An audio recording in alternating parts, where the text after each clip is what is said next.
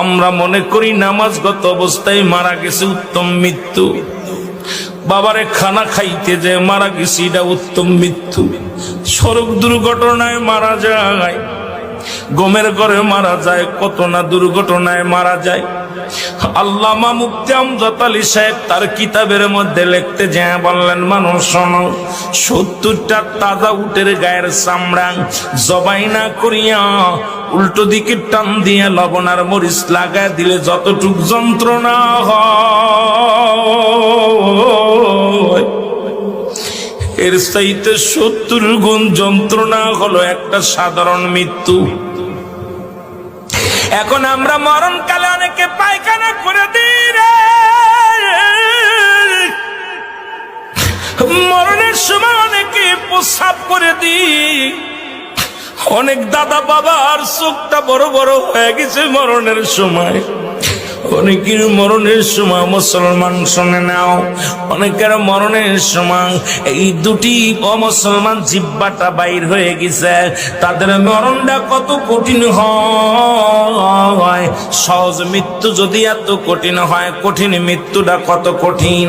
আর কত মানুষের জানাজা পড়লা, কত মানুষের দাফন করলা, কত মানুষের শেষ গোসল করে দিলা।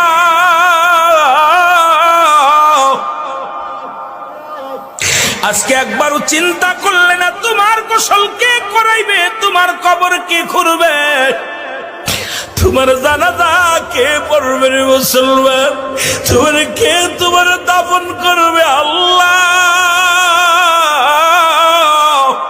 এই কার জন্য তুমি সুদ খাও, কার জন্য ঘুষ খাও, কার জন্য জিনা ব্যভিচার করো, কার জন্য মিথ্যা মামলা দাও, মিথ্যা কথা বলো, কার জন্য পরের বউ ভেঙে নিয়ে যাও, কার জন্য তুমি অন্যায় পথে পা বাড়াইলা, দুনিয়ার সম্পদ করলাও।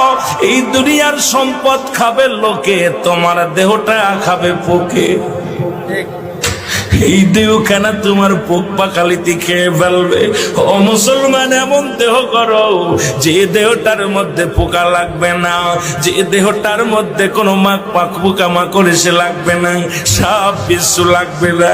আজকে দুনিয়ার মধ্যে পাপের রাজ্য করলাম, এই সম্পদ ছেলেরা ভাগাভাগি করে নিবে, মেয়েরা ভাগাভাগি করে নিবে, ভাই ভাগাভাগি করে নিবে, কিন্তু তোমার পাপের ভাগটা কেউ নিবে না রে মুসলমান।